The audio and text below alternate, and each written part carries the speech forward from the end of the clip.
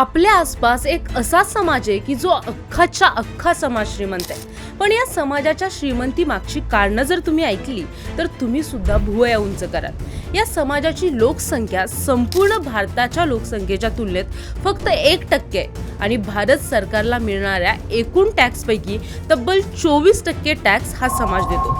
हा समाज म्हणजे जैन समाज. या समाजात जवळपास 70% लोक श्रीमंत आहेत आणि 30% लोक मध्यमवर्गीय आहेत. म्हणजे या समाजात गरिबीला थाराच नाही. आपल्या मराठी समाजात एक सामान्य माणूस जेवढं कमवतो ना त्याच्या कितीतरी पट ते फक्त दानच करतात. पण जैन समाज एवढा श्रीमंत कसा झाला? तो आधीपासून श्रीमंत आहे की अलीकडे झालाय? जैन समाजातील अगदी मोजकेच लोक तुम्हाला नोकरी करताना दिसतील. त्यांचा कल नेहमीच व्यवसाय करण्याकडे असतो. तुम्ही बऱ्याच वेळा पाहिलं असेल की जैन मारवाड्यांच्या दुकानात त्यांची लहान मुलं गल्ल्यावर बसताना आपल्याला दिसतात. हे धंद्याचं किंवा बिझनेसचं बाळकडू त्यांना अगदी लहानपणापासूनच कसं दिलं जातं आणि त्यांची अशी कोणती ठरलेली तत्व आहेत ज्या तत्वांनी चालल्यामुळे ते श्रीमंत आणि यशस्वी होतात.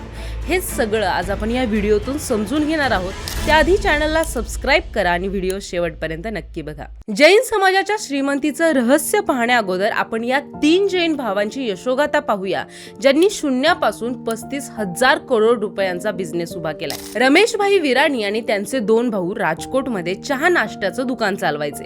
ते जैन समाजाचे होते. त्यांची घरची आर्थिक परिस्थिती चांगली नव्हती, त्यामुळे ते सिनेमा थिएटरमध्ये चहानी नाश्ता विकू लागले. तिथे त्यांनी पाहिलं की लोकांना वेफर्स खायला खूप आवडतात, पण त्याची क्वालिटी चांगली नाहीये. मग त्यांनी विचार केला की आपण स्वतःच वेफर्स बनवून सप्लाय केले तर. त्यानंतर तिन्ही भावांनी घरीच वेफर्स बनवायला सुरुवात केली आणि ते सिनेमा हॉलमध्ये विकायला सुरुवात केली. एका थिएटर पासून सुरू झालेले त्यांचे वेफर्स संपूर्ण राजकोटमध्ये आवडीने खाल्ले जाऊ लागले. त्यानंतर त्यांनी या व्यवसायाला मोठं स्वरूप दिलं आणि मग त्यांनी आपल्या ब्रँडचं नाव ठेवलं बालाजी वेफर्स.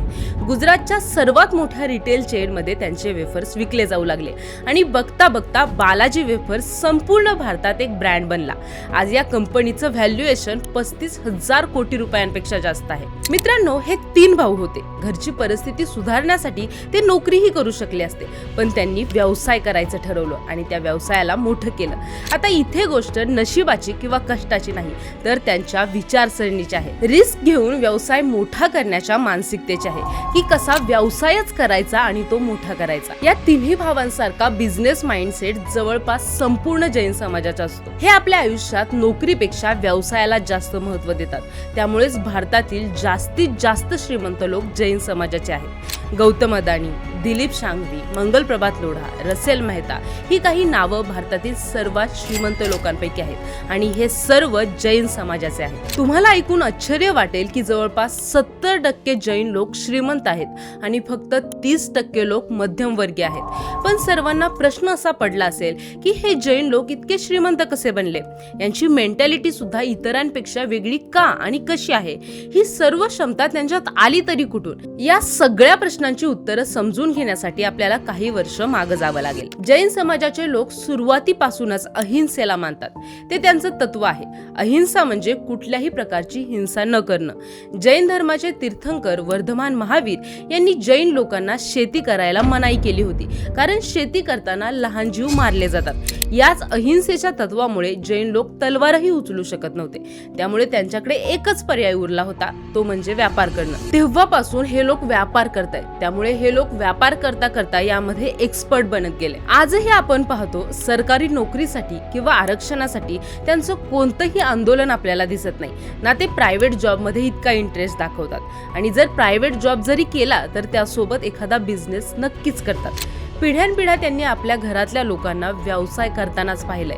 त्यामुळे साहजिकच आहे की त्यांची मुलंही व्यवसायातच इंटरेस्ट घेतात. तुम्ही सर्रास बघितलं असेल की जैन लोकांचा एखादा छोटा व्यवसाय असेल तर लहानपणापासूनच आई वडील मुलाला दुकानावर बसवतात. त्यामुळे पैशाचं व्यवस्थापन कसं करायचं, व्यापार कसा चालतो, या सर्व गोष्टी ते तेव्हापासूनच शिकायला लागतात आणि ते हळूहळू व्यवसायात तज्ज्ञ बनत जातात. त्याचबरोबर सुरुवातीपासून हे लोक एकत्र कुटुंबात राहत आले आहेत आणि कुटुंबातील सर्वांनाच व्यवसाय सुद्धा नीट समजतो. म्हणूनच यामध्ये लागणारं मनुष्यबळ त्यांना घरातूनच मिळतं आणि संपूर्ण घरच एखाद्या कंपनीसारखं काम करतं. आणखी एक महत्त्वाची गोष्ट म्हणजे कोणत्याही व्यवसायात विश्वास हा खूप मोठा घटक असतो आणि साहजिकच घरच्या लोकांवर कधी पण बाहेरच्यांपेक्षा जास्त विश्वास ठेवता येतो. याच कारणामुळे ते बाकी गोष्टींऐवजी व्यवसायावर जास्त लक्ष केंद्रित करतात आणि छोटा व्यवसायही हळूहळू मोठा करतात. जैन लोकांचे व्यवसाय इतके मोठे झाले आहेत की देशातील 28% संपत्तीचे मालक जैन लोक आहेत. देशाच्या एकूण लोकसंख्येपैकी या समाजाचं प्रमाण 0.4% आहे आणि धक्कादायक बाब म्हणजे एवढी कमी लोकसंख्या असूनही देशाच्या एकूण टॅक्सपैकी 24% टॅक्स जैन लोक भरतात. लोकसंख्येमध्ये इतके कमी असूनही जैन समाज देशातील सर्वात जास्त टॅक्स भरणारा समाज आहे. त्यांचे जास्तीत जास्त व्यवसाय फार्मा कंपनी, शेअर मार्केट, सोनं, हिरे, कापड आणि खाणकाम या क्षेत्रात आहेत. आता या जैन समाजाने इतक्या वेगवेगळ्या व्यवसायांमध्ये इतकी जास्त प्रगती करण्याची सुद्धा काही कारण आहेत. जसं की जर जैन समाजातील कुणाला व्यवसाय सुरू करायचा असेल तर समाजातील बाकी लोक त्यांना पाठिंबा देतात. कुणाचं नुकसान झालं तर बाकी व्यापारी त्याला आर्थिक मदत करतात, नातेवाईकही त्यांना मदत करतात आणि मोठा व्यवसाय बनवण्यासाठी सपोर्ट करणारी माणसं म्हणजे सपोर्टिंग नेटवर्क असणं खूप गरजेचं असतं. आणि जैन समाजानं शतकानुशतके चांगला व्यापार करून लोकांमध्ये विश्वास निर्माण केलाय आणि याच कारणांमुळे त्यांचं नेटवर्कही खूप मोठं झालंय. त्याचा त्यांना बिझनेस वाढवण्यासाठी खूप फायदा होतो. जैन समाजाचा आपापसात सामाजिक सलोखा सुद्धा खूप चांगला आहे. त्यांचा धर्म काही तत्वांवर आधारित आहे आणि बऱ्यापैकी सगळेच जैन लोक हे फॉलो करतात. जसं की अहिंसा, यामध्ये तुम्ही कोणत्याही जीवाला मारू शकत नाही. मग येतो अपरिग्रह, हे त्यांच्या आयुष्यातील एक तत्व आहे. म्हणजे तुम्ही कितीही कमवलं तरी कमी पैशात तुम्ही तुमचं आयुष्य घालवायचं, कारण साधेपणानं जीवन जगणं या गोष्टीला ते खूप मानतात. तुम्हाला वाटत असेल की हे लोक किती श्रीमंत आहेत, मोठ्या मोठ्या गाड्यांमधून फिरतात, लग्नांमध्येही खूप मोठा खर्च करतात, मग साधं राहणीमान कसं काय झालं? पण तुम्हाला एक गोष्ट सांगते की जैन लोक आपल्या कमाईचे फक्त थोडेच पैसे म्हणजे काही टक्के हिस्साच या गोष्टींवर खर्च करतात. या उलट इतर समाजांमध्ये लोक कर्ज काढून लग्न करतात आणि तिथंच त्यांचं आर्थिक गणित बिघडतं. पण जैन समाज बचत करण्यावर जास्त विश्वास ठेवतो, गरज नसताना जास्त खर्च करण्यावर नाही.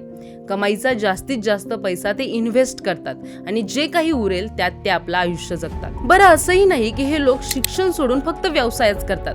उलट जास्तीत जास्त मोठे व्यावसायिक हे उच्च शिक्षित असतात. जैन समाजात पुरुषांचं साक्षरता प्रमाण 97% आहे आणि महिलांचं 92% आहे. यावरूनच तुम्हाला ही गोष्ट समजली असेल की शिक्षणाला हे लोक किती प्राधान्य देतात आणि शिक्षणामुळेच हे लोक व्यावसायिक आणि वैयक्तिक प्रगती साध्य करतात.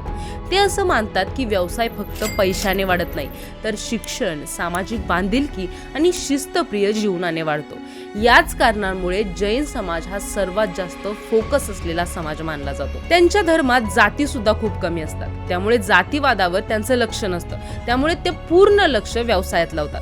त्यांच्या फिलॉसॉफीमध्ये एक टर्म आहे, रिअलिस्टिक एपिस्टेमॉलॉजी. याचा अर्थ असा की जैन समाजातले लोक सत्याकडे फक्त एकाच बाजूने पाहत नाहीत, तर अनेक बाजूने समजून घेण्याचा प्रयत्न करतात आणि हाच विचार त्यांच्या व्यवसायात आणि निर्णय घेण्याच्या प्रक्रियेत दिसून येतो.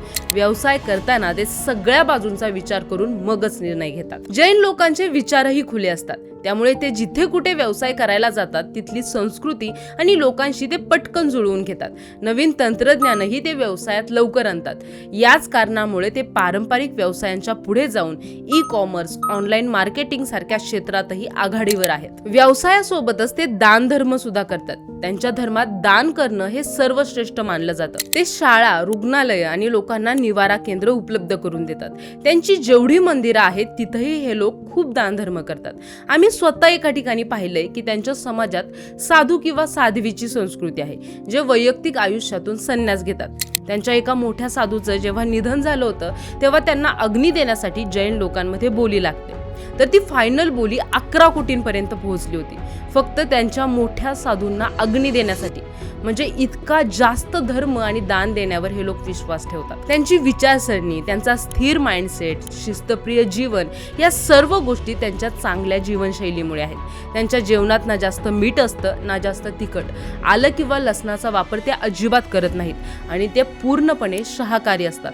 तसेच वैयक्तिक आयुष्यात सुद्धा ते खूप स्वच्छता ठेवतात. त्यामुळे त्यांचं त्यांचं आयुर्मान इतर धर्मांपेक्षा खूप जास्त आहे। एकंदरीत या सर्व गोष्टी त्यांच्या विचारात बदल घडवून आणतात आणि विचारांमुळेच माणूस इतका यशस्वी होऊ शकतो। जैन लोक हे त्यांचा सामाजिक सपोर्ट, सामाजिक सलोखा, उच्च शिक्षण, इतरांशी चांगले संबंध, दान धर्म आणि त्यांच्या चांगल्या विचार करण्याच्या पद्धतीमुळे आज या हुद्द्यावर पोहोचले आहेत आणि सर्व समाजांपेक्षा जास्त श्रीमंत बनले आहेत। यावर तुम्हाला काय वाटतं? तुम्हाला हा व्हिडिओ कसा वाटला कमेंट बॉक्समध्ये नक्की सांगा आणि चॅनलला सबस्क्राईब करायला विसरू नका।